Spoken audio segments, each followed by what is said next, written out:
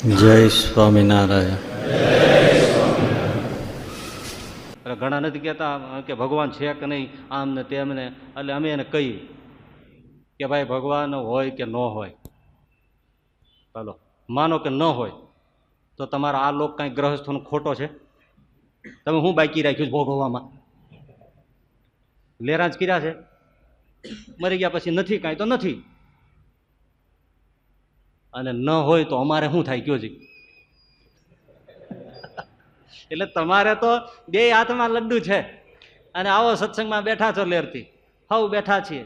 એવો મહારાજ કે સત્સંગનો મહિમા સમજાય તો આખો દિવસ આઠે પહોરી તો આનંદના સાગરમાં ઝૂલતો રહે. અને મહારાજ કે એવી મોટપને પામી જાય કે એની મોટપને ભવ બ્રહ્માદિક વખાણે, દેવતાઓ વખાણે, અક્ષરાધીશ એનું સ્વાગત કરવા આવે એવી મોટપને પામી જાય. એવો આ સત્સંગ છે.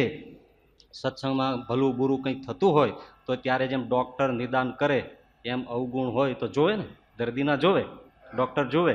એ જો ન જોવે તો પેશન્ટ સારો કેમ થાય?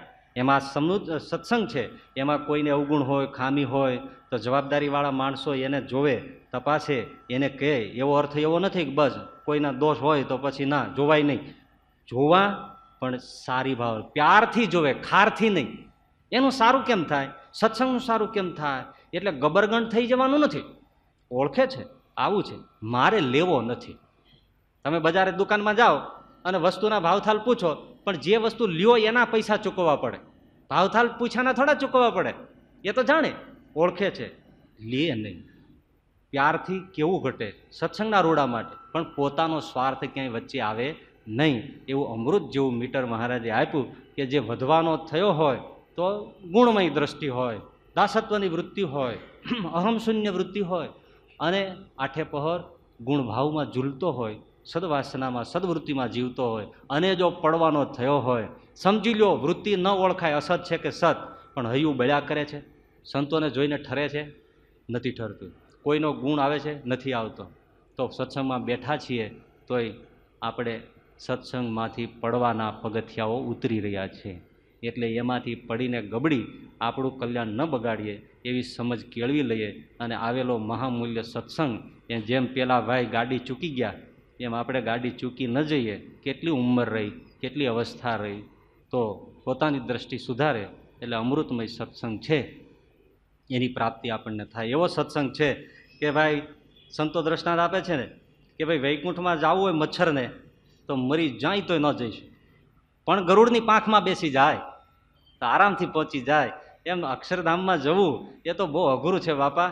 લોઢાનો ગોળો વાયુને લેરખે પડતો મૂકી દઈએ તો ત્યાંથી અહીંયા આવતા આવતા કાનસ અડતરાથી ઘસાતા નહીં, પવનને લેરખે ઘસાતો ઘસાતો અક્ષરધામમાંથી પડતો મૂકે તો અહીંયા આવે તો ધૂળ ભેળો ધૂળ થઈ જાય. લાખમણ લોઢાનો ગોળો, એટલું છેટું, મતલબ કે એટલું અઘરું, એટલું કઠણ.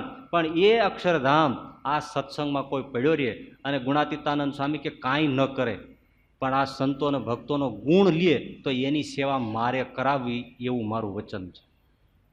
સ્વામી કહ્યું ભલે કાંઈ ન કરે પણ બધાનો બેઠા બેઠા ભલે ખાય અને ગુણ લે તો એની સેવા હું કરાવું એવો મારો સ્વભાવ છે. તો વાત તો તમને ગમી હશે.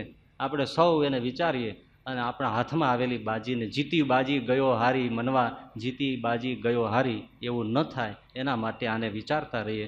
ભગવાન આપણને એવી બુદ્ધિની શુદ્ધિ આપે. અને રોજ પ્રાર્થના કરીએ કે મહારાજ અમને કોઈનો એવો દ્રોહ અવગુણ ન આવે અને અમને અવારા વધુ ને વધુ અવગુણ સૂજે એવી કૃપા કરજો, એવી પ્રાર્થના સાથે આપણે પૂરું કરીએ. સહજાનંદ સ્વામી મહારાજ.